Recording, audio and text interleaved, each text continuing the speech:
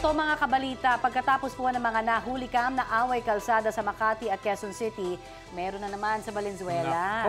At gaya nga ng mga nakarang insidente, nagkasari ng baril yung isa sa mga sangkot sa away. Nakakalungkot ano? At kwento nga po ni Attorney Raymond Fortun na nag-upload ng video online. Nangyari po ang road rage incident na yan noong August 19. Sa dashcam video, nakuhanan ng driver sa labas ng kanyang kotse. Habang papalapit, ikinasa po niya yung bit-bit niyang baril. Maya-maya, lumapit yung nakaaway ng driver na kanyang itinulak at tinutukan ng baril. Pagkatapos po ay bumalik na siya sa sasakyan. Balita ko ang Valenzuela LGU ay maglalabas ng dagdag na impormasyon tungkol dyan. Sa interview ng unang balita, sinabi ni Attorney Fortun na magpapadala siya ng sulat sa Supreme Court para mapanagot agad yung mga sangkot sa road rage. Probably an amendment of our rules on electronic evidence so that our courts can now properly appreciate even yung mga video recordings coming from phone cams or dash cams na yung source ay anonymous. Bago po niya, nag-viral din, di ba, yung away kalsada sa Quezon City na kinasangkutan po ng isang siklista at nitong si Wilfredo Gonzalez. Ang update, sabi po ni Attorney Fortun, wala pa ring balak magsampa ng kaso ang siklista. Ang dating pulis naman na nananakit at nagkasapu ng baril, pwedeng sampahan ng kasong kriminal ng Quezon City Police dahil may sapat namang ebidensya mula sa video at CCTV. Yan ang napakahirap daw kasi ngayon. Di ba sinasabi nga kanina na interview namin si Attorney Fortun sa radyo, ang talagang nagiging challenge, as always, yung mga merong mga ebidensya, yung mga testigo, ayaw tumistigo dahil sa takot. Kaya hindi natutuloy. Interesting yung kanyang panukala na kahit na anonymous yung source ng video at ma-authenticate naman, pwedeng gamitin ebidensya. Kasi ngayon, kailangan may mag-vouch doon na nakakuha. Siya mismo nakakuha, siyang dapat mag-testify. Oo nga, at ang napakahirap kasi, pagka once na of course, ito ay maibigay na sa piskalya, of course, yung mga video daw, pwedeng magamit yan. Pero pag sa korte, talagang kailangang mag-appear eh. Yung bang sinasabi nilang hassle ng pag-appear sa korte at yung takot ay matinding kalaban. Pero sa natin mga kababayan na may dalang baril, pang-depensa lang po yan. Hindi yan panggamit para panakot. Alam niyo naman siguro yun dapat. Kasi nga may may-ari kayo ng baril, alam niyo dapat yung rules and regulations patungkol dyan, di ba? Yan, dapat maghigpit talaga sa pagbibigay ng baril, no? Ng lisensya, correct.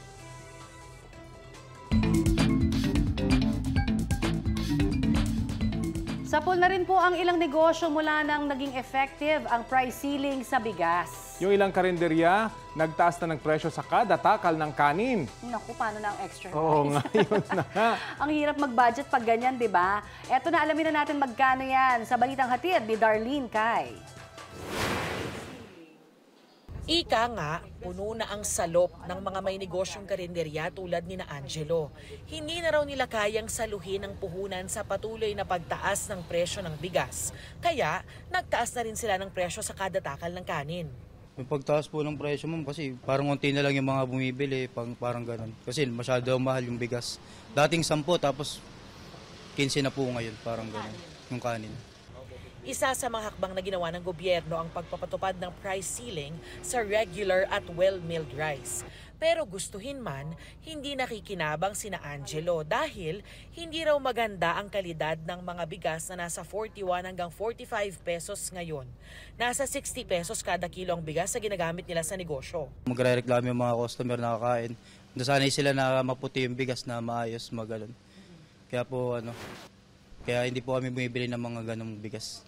Pangit po, parang may itim, parang ganun po siya. May lasa, tapos parang di ko pa rin tawag, parang malata. Ganyan din ang sabi ni Ivan na nagtatrabaho rin sa isang karinderya. Nagtaas na rin sila ng singil sa bawat order ng kanin. Mas okay na raw ito kaysa isapalaran nila ang kalidad ng mga tinda nilang pagkain. Sako kasi yung binibili namin, dati yung bili po namin 1.9, ngayon 2.5 na po yung isang sako. Kasi pag nag-iba kami ng inaano nila yung bigas namin. Nalala niyo pag iba na yung yung bigas na ginagamit. Opo. Hindi naman makapamuhunan ng sari-sari store na pinapasukan ni Rachel sa mga klase ng bigas na sakop ng price ceiling. Mura nga raw nilang makukuha kung hindi naman mabibili sa tindahan nila, bali wala rin. Siguro po maano sila dun sa bigas, gawa ng hindi po sa kanila, Hindi po sa kanila, kapag ganun, yung bigas na durog-durog, pero mahal. Yun, hindi po aware sa kanila. Sa ngayon, nasa 52 pesos kada kilo ang bigas na ibinebenta nila. Yan lang po talaga yung aming ino-order. Yan lang po, as in, yan lang po talaga na bigas. Wala na pong iba. Mas okay naman po kasi po mabang at saka po ayos naman po yung lasa. Yan ang balita ko. Darlene Kai ng GMA Integrated News.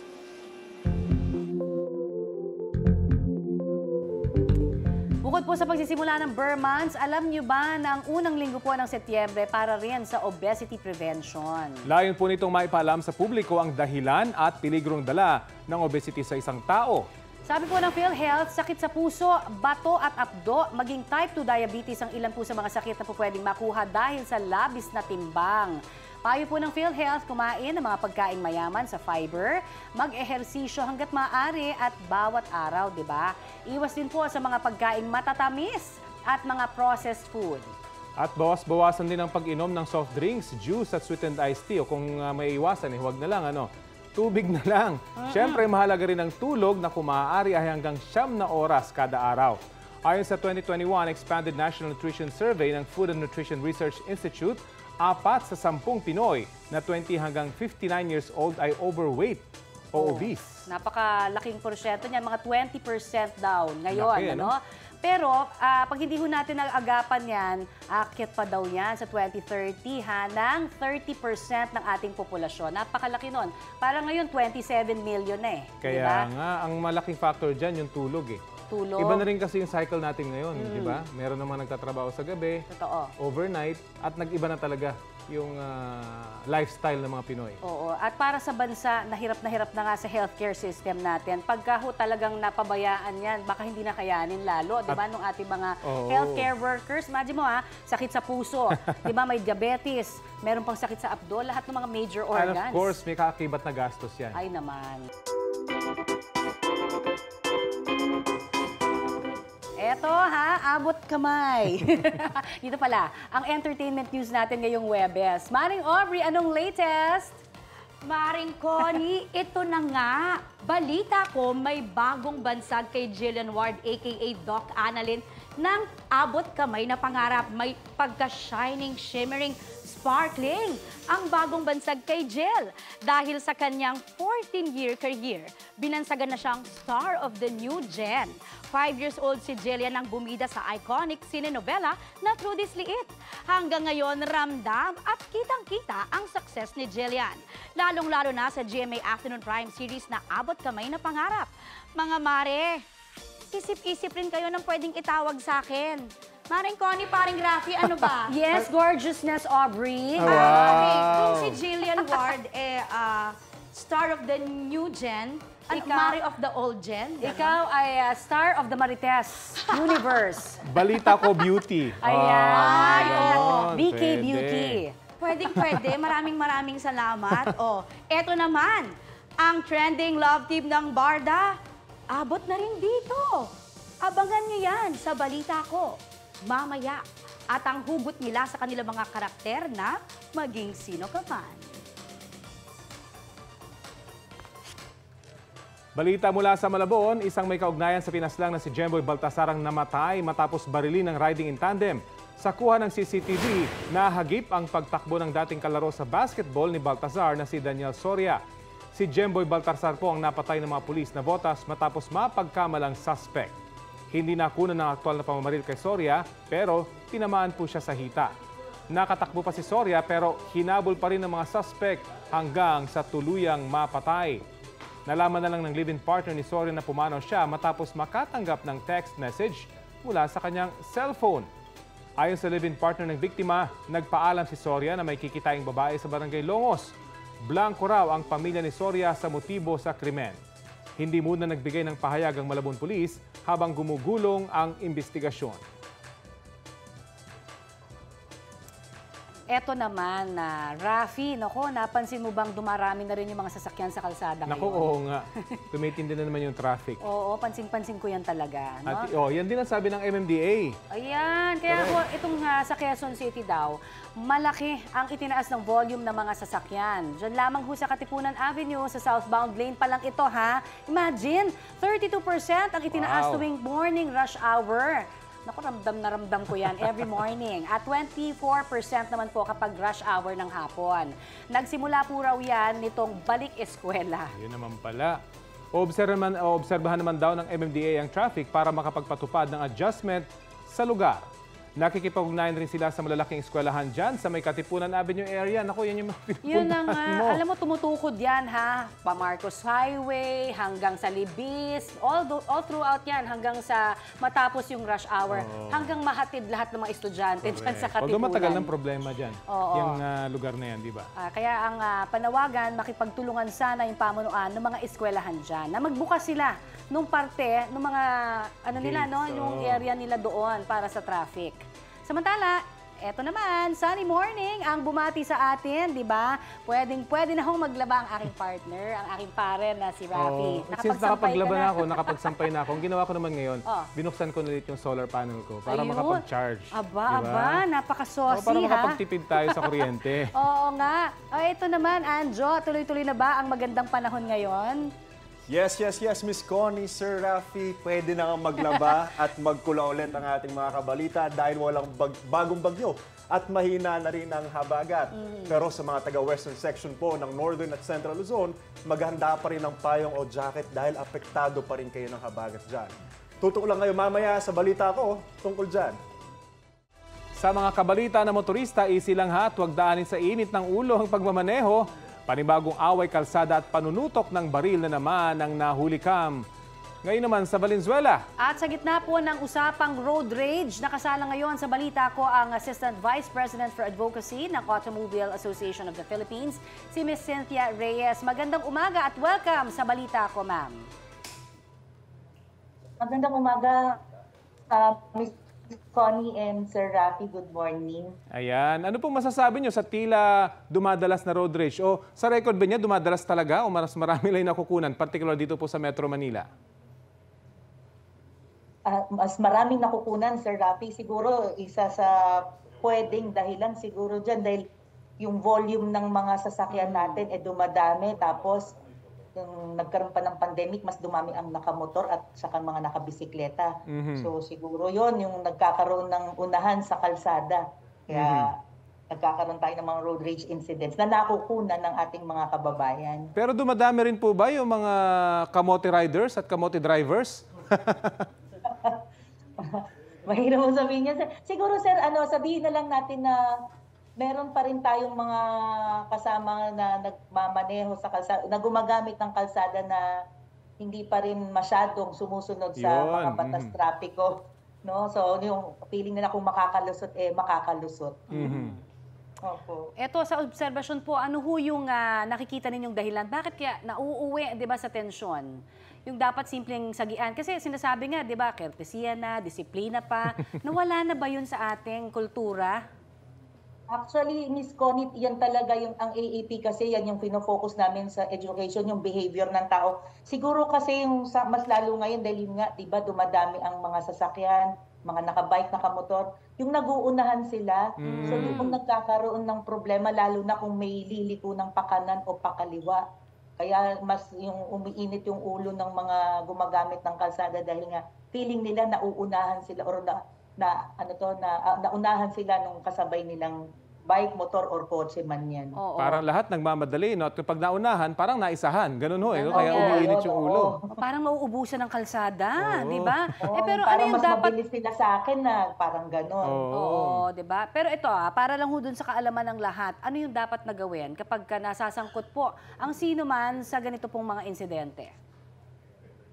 Siguro ang mapapayo lang natin dyan kung kaya naman daanin sa diplomasya, kung halimbawa nagkasagian, dumaan ay gawin natin yung pag-usapan ng may diplomasya. Or kung ikaw naman sa tingin mo na meron ng parang, kasi mapapansin mo naman kung ang kasabay mo sa kalsada na mainitin ng ulo, siguro kung kaya mong magbigay Huwag nang patulan. ikaw na ang magbigay para makaiwas na lang tayo sa ganyang away sa kalsada na pwedeng mauwi sa hindi magandang resulta. Opo. Isipin na lang natin, di ba, yung kawawang mga pamilya natin pag nawala tayo, di ba? Ito, pinag-uusapan po sa Senado ang paglalagay na mas mahigpit, no, na parusa doon sa mga, kumbaga, lumalabag sa batas, yung mga kumakasa ng baril, yung mga nagbibigay po talaga ng, kumbaga, takot, di ba, sa publiko sa pamamagitan ng road rage. Ano ho ang tingin ninyo dyan? Actually, pero na marami nga po tayong mga batas trapiko Siguro kailangan lang talaga strict implementation. Oo. At saka tayo naman pong gumagamit ng kalsada, sundin natin kasi late nating si Sir Bert Swansing na ang iba kasi akala nila suggestion ang mga batas. Hindi po, kaya nga mga Republic Act yan, ibig sabihin mandatory kailangan nating sundin.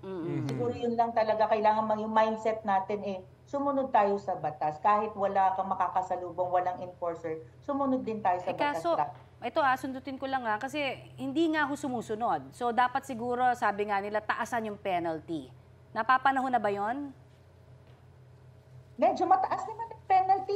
Actually, pagka nag-violate ka ng mga batas, di ba? Kaya nga po may mga nagreklamo nun. So kailangan isipin mo, masakit sa bulsa para hindi ka magbayad, sumunod ka sa batas. Pero kung siguro nga, para medyo kumonte, pwede rin sigurong gawin yun, nataasan yung penalty para magkaroon ng... Pero pangit kasi yung pag sinabi natin para magkaroon sila ng takot pag gumamit sila ng kalsada. Parang hindi naman maganda kung puro takot side lang yung pinagmumulan para sumunod sa batas. Hindi. So, edukasyon talaga yung key rito. Sa umpisa pa lamang yung mga papasok na driver. So, kaya yung mga matagalang driver, dapat may re-education sa kanila pagdating sa pagsunod sa batas trapiko, hindi ho ba? Opo, tama po kayo dyan, Sir Rafi. Kailangan talaga siguro refresh lang tayo. Total, online naman, mababasa natin yung mga batas trapiko na yan. Siguro, pag may time, basahin lang din natin ulit para ma-refresh kung may nagbago na ba dun sa batas, pagkano na ba ang penalty niyan para medyo yung awareness natin tumaas. Di ba kilala ang Pilipino sa pagiging pasensyoso, matiisin? Pagdating sa trabaho. Parang ngayon wala na. Pagdating sa trabaho, pero pagdating sa kalsada, mukhang hindi. Oo nga, oo. So, ito kasi nga, di ba yung traffic kasi, yan yun ako, yung isa ko nakikita yung traffic. Kaya nga sila nagunahan kasi traffic. Oo. Kaya nagkakaroon na kung yung pasahero, yung driver nga, umiinit ang ulo, di ba? Pati pasahero, umiinit din yung ulo dahil sa traffic. Oo, value system pa rin talaga natin ang babalikan. Pati sila nakikimura pagka may nag-aaway na. Ayan, siguro, paalala na lang ho sa ating mga motorista, anong mensahe ninyo? Siguro dito po sa amin sa AAP, ang may papayo ko lang or mensahe lang, simpleng mensahe, sumunod lang po tayo sa batas trapiko, wala naman pong mawawala. At sana yung maging disiplinado tayo, maging maganda tayong ehemplo, for example, sa mga kabataan, sa mga future na maggagamit ng kalsada na magmamaneho. Alright. Maraming salamat sa iyo, Ms. Cynthia Reyes ng Automobile Association of the Philippines. Umaga. Good morning.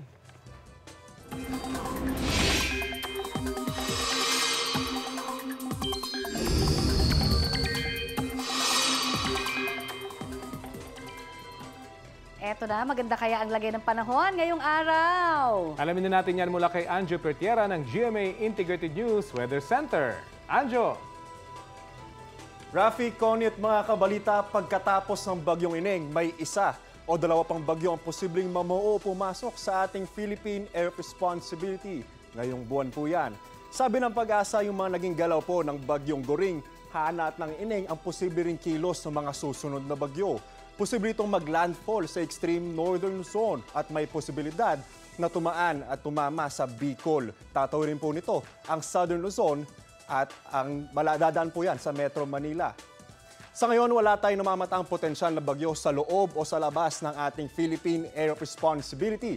Hanging habagat at mga local thunderstorm mga asahan ngayon dito sa ating bansa.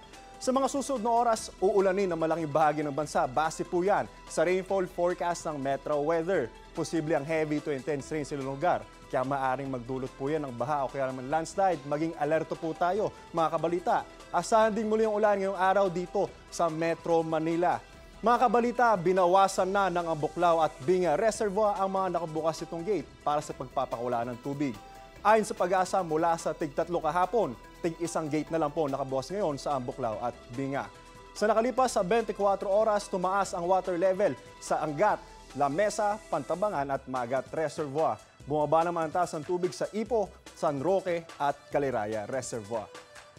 Ako po si Anzo Pertiera at yan ang latest mula sa GMA Integrated News Weather Center. Maaasahan anuman ang panahon. Ayan, Maring Connie, walang pinipiling oras talaga kapag kalindol. Di ba? Naman, oo Kaya dapat naman. lagi tayong handa. At para ma-practice ho yung kahandaan natin, balita ko, di ba magkakaroon ulit ng nationwide simultaneous earthquake drill. Ayon po sa Office of Civil Defense, sisimulan ito mamayang alas 2 ng hapon. Syempre, makikiduck, cover, and hold na rin ang GMA Network sa earthquake drill na yan. Napaka-importante. Sabi nga, muscle memory kasi. Correct. Di ba? Yung Tama, mga, tama. pag meron tayong naramdaman na ganyan, ano yung unang, hindi ka na mag-iisip, kumbaga alam na ng katawan mo kung anong gagawin. At dapat hindi gawing biro yung mga Oo. ganitong drill. Kasi nga, pagka nangyari yan, hindi ka naman tumatawa kapag lumilindol na. Totoo. Diba? At yun nga, importante yung muscle memory. Automatic na Oo. yung gagawin mo. Dapat talaga, huwag tayo magpanik. Ayan no, sinasabi na sa atin kung anong gagawin natin, kailangan lang natin, again, sumunod. Sumunod. Diba?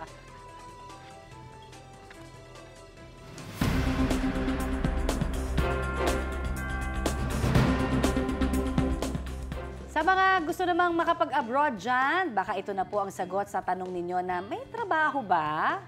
Balita ko, mahigit 800,000 job vacancies ang alok ng Taiwan. Para po yan sa hospitality at service sector doon. Sabi po ng labor representative ng Pilipinas, kabilang ang mga Pinoy sa mga priority na i-hire. Siyempre, dahil po sa galing at siyempre dun sa dedikasyon na alam naman natin na meron ng mga Pilipino sa trabaho. Correct. Mataas din po ang demand sa mga Pinoy English teacher doon.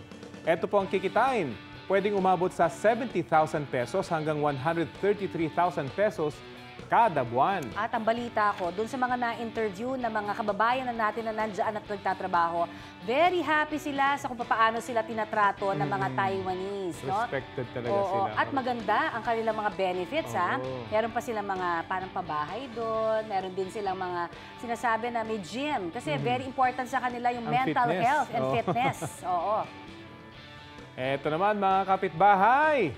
May Pilipinong guro na biyaheng Harvard sa Amerika para magturo ng wikang Filipino. Siya po si Lady Eileen Ambion Orsal, dating nagturo sa Cavite State University. Elementary and Intermediate Filipino courses ang kanyang ituturo sa Harvard University. Simula na po yan ngayong Setyembre. Ito ang unang pagkakataon sa halos 400 taong kasaysayan ng Harvard na iaalok ang Filipino courses. Astig na po. Ang galing, ha? Samantala, kinilala po sa Senado at Kamara ang kontribusyon sa broadcasting industry ng GMA Integrated News Pillar na si Mike Enriquez. Inaprubahan ng Senado ang resolusyon ng pakikiramay para sa pamilya, mga kaibigan at katrabaho sa GMA Network ni Mike na anilay malaking kawalan sa bansa at sa milyong-milyong Pilipino. Tinanggap po ito ng kanyang misis na si Baby Enriquez na kinilala rin po dahil sa kanyang suporta at pag-aalaga sa kanyang kabiyak.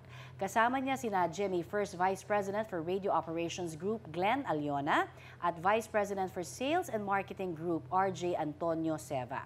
Sa hiwalay na resolusyon ng Kamara, kinilala rin ang dedikasyon at pagtatanggol ni Mike sa karapatan ng mga mahihirap at mga inaapi. Sa iba pang balita, naka-bilateral meeting ni Pangulong Bongbong Marcos si US Vice President Kamala Harris sa sidelines ng 43rd ASEAN Summit dyan po sa Indonesia. At ang balita po mula ng White House, tinalakay ng dalawang leader ang maritime security sa South China Sea at pagpapalakas ng bilateral maritime cooperation ng Pilipinas at Amerika kasama ang ibang kaalyadong bansa.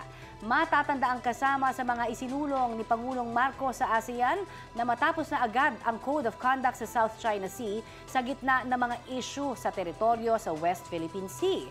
Suportado po ito ng South Korea at ng Japan, mga dialogue partners ng ASEAN. Tugon naman dito ng China, Wag daw magkampihan. Sa chairman statement ng ASEAN, binanggit na committed ang mga bansa sa pagpapanatili ng kapayapaan at katiwasayan sa rehiyon nang hindi idinadaan sa dahas o pagbabanta. At alinsunod po yan sa mga prinsipyo ng international law, kabilang ang United Nations Convention on the Law of the Sea o UNCLOS. Update po tayo ngayon sa ASEAN Summit sa Indonesia na dinaluhan ni Pangulong Bongbong Marcos. At may balita live si Ivan Mayrina. Ivan? Yes, Connie, Rafi, sa ikatlo at huling araw ng 43rd ASEAN Summit na ginaganap dito sa Jakarta, Indonesia ay naka one-on-one o bilateral meeting ni Pangulong Bongbong Marcos, si Cambodian Prime Minister Hun Manet at si South Korean President Yoon Suk Yeol. Na inaasahan na matatalakay ng Pangulo sa dalawang lider ang mga usapin sa agrikultura. Lalo na't isa ang Vietnam sa mga pinagkukunan natin ng bigas tuwing tayo mag-aangkat. At kamakailan ngayon nangako na magbebenta sa bansa ng bigas na mas mababa ang presyo sa gitna ng tumataas na demand at presyo nito sa pandaigdigang merkado. Ang Cambodia naman, base sa sinabi ng nakausap nating source, ay isa sa mga maaaring mapagkunan ng bigas dahil isa rin sila sa mga lumalaki ang produksyon ng bigas sa ngayon. Inaantay pa natin na Rafi, Connie, ang impormasyon mula sa Malacanang kung ano ang pinag-usapan sa mga nasabing pulong. Samantala, nauna rito nakausap din ng Pangulo sa bilateral meeting si Canadian Prime Minister Justin Trudeau na kinilala ang kontribusyon ng lumalaking komunidad ng mga Pilipino sa Canada. Inanyayahan niya ring bubisita si Pangulong Marcos sa Canada. At nauna rito, nakausap din ni Pangulong Marcos si Chinese Premier Li Qiang. Sinabi ng Pangulo na patuloy makikipagtulungan ng Pilipinas sa China. Nagagalak daw ang Pangulo na may pag-usad sa negosasyon sa pagbuo ng Code of Conduct sa South China Sea, pero patuloy daw igigiit ng Pilipinas ang karapatan nito sa South China Sea base sa international law. Sa mga sandaling ito, Rafi, Connie, ay nagaganap naman ang ASEAN-India Summit. Ang India ay isa sa mga pinakamalaking trading partners ng ASEAN at may interest din sa kontrobersyal na teritoryo sa South China Sea. At yan ang balita ko mula dito sa Jakarta, Indonesia. Balik sa iyo, Rafi, Connie. Maraming salamat, Ivan Mayrina. Eto naman sa mga PUV driver at operator, konting tiis na lang daw. Sabi kasi ng Land Transportation Franchising and Regulatory Board, malapit na ninyong makuha ang fuel subsidy. Ayon po kay Joel Bolano ng LTFRB Technical Division, agad nilang ipapamahagi ang 3 bilyong pisong pondo kapag natanggap na nila yon mula sa Budget Department. Nasa 1.3 million na PUV drivers at operators po ang target ng beneficiaries nito. Kabilang dyan ang mga tricycle driver at rider. Idadaan sa bangko ang payout ng fuel subsidy. I-monitor daw talaga ng LTFRB kung ginamit sa fuel subsidy ang ipapamahaging pera.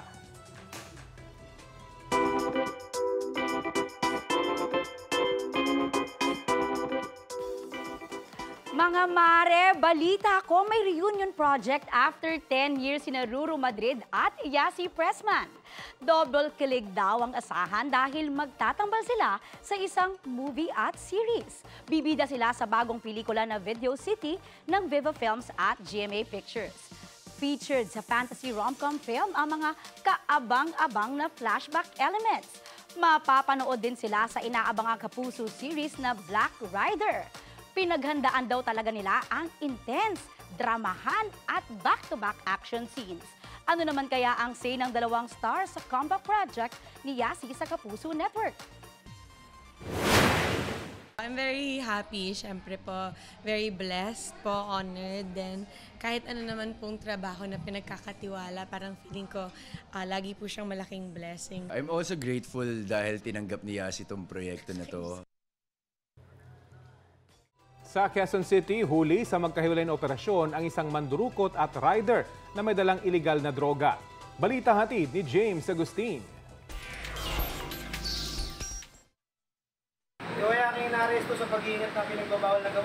Walang kawala sa mga pulis ang 25 anyo sa si Raider John Reyes matapos mahulihan ng iligal na droga sa Cubao, Quezon City. Nakita raw ng mga pulis si Reyes na sakay ng motorsiklo at bigla na lang nag-counterflow. Nung ipa-flag down na po sir ng ating polis, imbis po na huminto, nag-U-turn ho siya. Ngayon nung hinanapan ng lisensya yung suspect at bumunot siya sa kanyang bulsa, doon na lumabas at nalaglag mula sa kanyang bulsa yung pinagbabawal na gamot. Wala rin siyang driver's license kaya natikita ng mga otoridad. Naaresto na si Reyes nito lang Hulyo dahil sa kasong pagnanakaw pero nakapagpiyansa. Ngayon, panibago mga reklamo ang haharapin niya. Kabilang na ang disobedience to an agent of person in authority at paglabag sa Comprehensive Dangerous Drugs Act. Totoo naman po lahat. Para saan yung droga? Pang sarili lang po. Sa Cubao pa rin inaresto ng pulisya ang 55 anyos sa si Justin Villarmino matapos sumanong mandukot ng cellphone. Ang biktima naglalakad pababa sa footbridge. Naramdaman ng biktima na dinukutan siya, nakita rin niya, humingi siya ng tulong. Tamang-tama naman po yung pulis natin is nagkakandak ng patrolya sa lugar. That's the time naman po na nahuli ang ating suspect. Nabawi mula sa suspect ang ninakaw na cellphone. Nang dudukot siya ng mga cellphone or pitaka sa mga footbridge dito, yun po ang kanyang modus. Tinundan ko po yung babae. Binuksan ko yung bag. Gipit lang po kasi ako eh. Ano gagawin niyo sa cellphone? Bibili ko pong gamot. Maharap ang suspect sa reklamong theft. Yan ang balita ko. James Agustin ng GMA Integrated News. Mga kapuso, nasunog ang parte ng dating Grand Boulevard Hotel sa Maynila. Ayon po sa mga otoridad, nagsimula ang apoy sa elevator shaft ng gusali.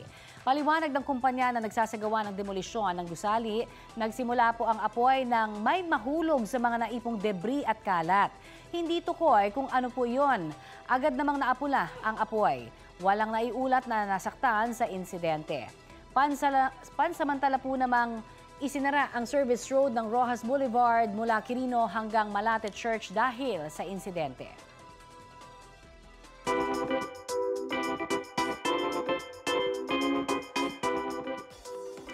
Back to business na ang Queen of Pop na si Madonna. Sa behind-the-scene pics ng rehearsal niya sa kanyang upcoming tour, nakokita nyo naman si Madam Madonna. Glam na glam. Pero hindi lang yan ang kita sa mga IG picture. Kapansin-pansin din ang suot na brace ni Madonna sa kaliwang tuhod. Matatandaang na-postpone ang tour niya sa last month nang ma-ospital siya dahil sa serious bacterial infection. Pero kahit mukhang may iniinda pa rin, getting ready na ang superstar na makijam sa kanyang fans. Tuloy na kasi ang celebration tour niya na magsisimula sa October 14 sa London, United Kingdom. After ng hit kapuso serye na Maria Clara at Ibarra, papakiligin ulit tayo sa GMA Telebabad ng tambalang Barbie Fortesa at David Licauco. Inaabangan na to ni Maring Dayan. Yes, of course, Mare ha. At malapit na nga ho yung inaabangang series na Maging Sino Ka Man. Kaya excited na rin ang Team Barda!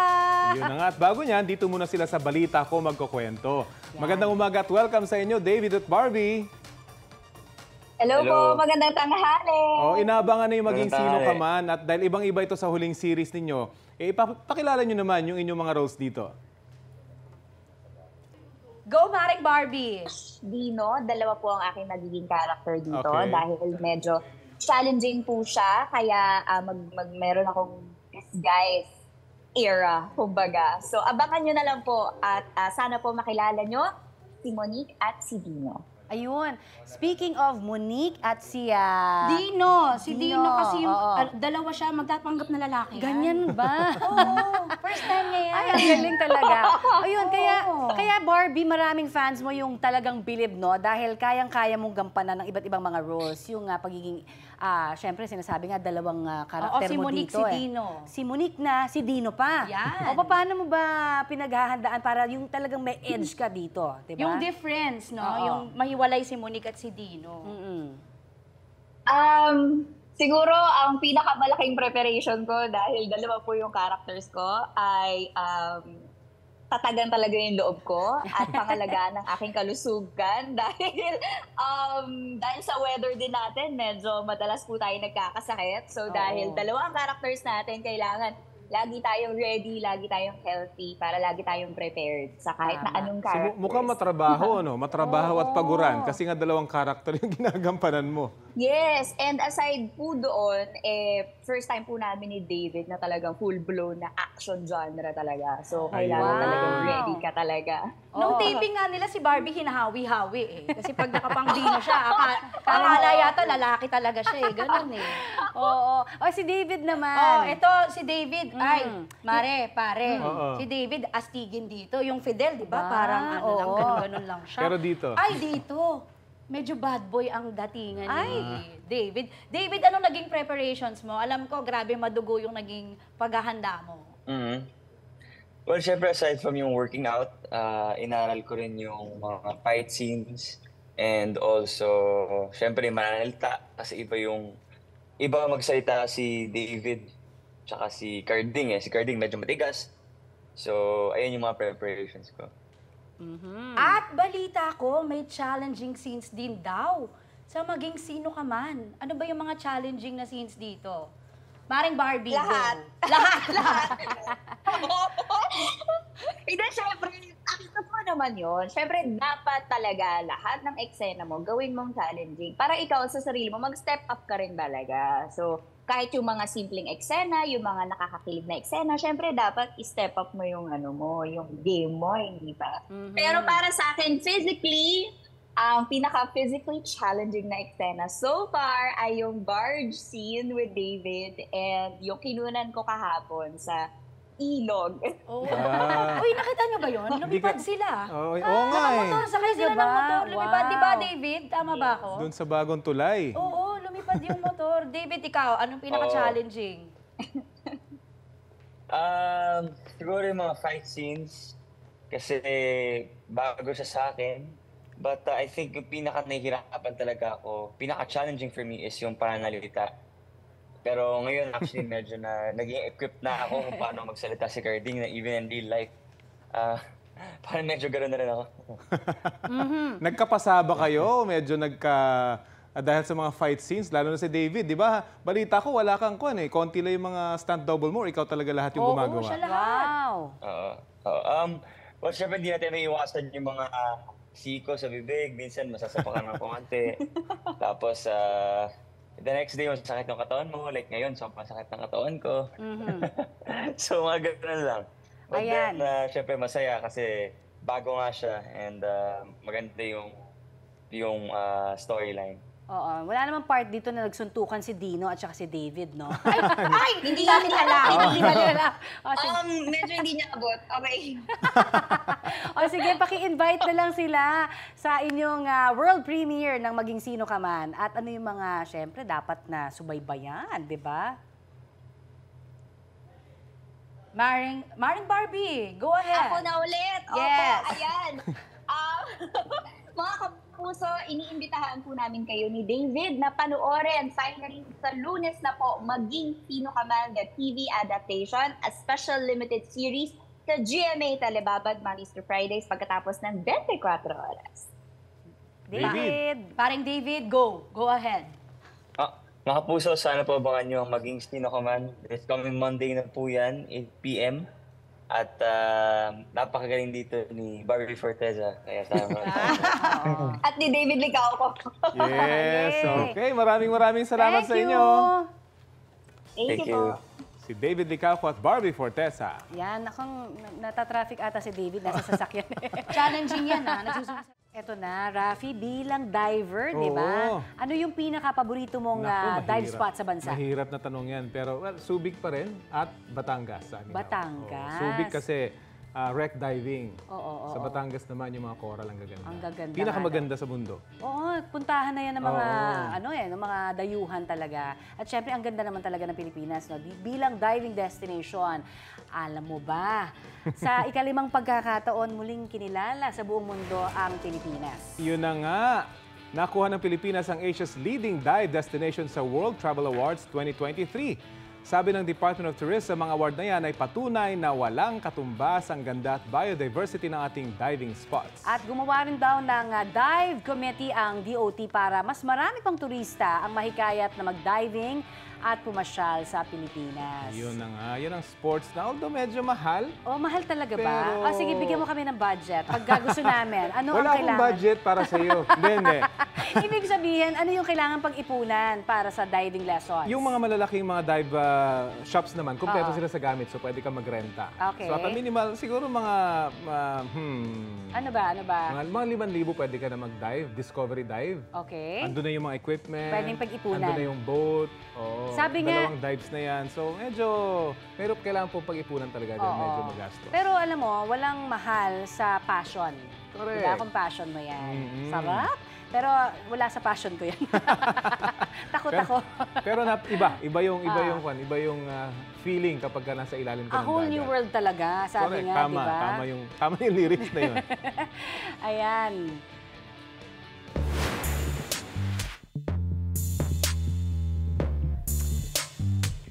Maiba naman tayo ng pag-uusapan. Alam nyo ho, isang teacher hero sa Barangay Anas, Masbate City ang pupusuan natin ngayong araw. Sa #Balita Ko. Yes, at bukod po sa chalk at mga libro nga sa pagtuturo, game rin si teacher na humawak ng sandok at mag-yes, I do, the cooking. At ang kumakain ng kanyang mga luto, ang kanyang mga grade 5 students. Galing naman. Kwento ni Teacher Ronnie Villadores Jr., school supplies muna ang kanyang binili sa unang kita mula sa mga video sa social media.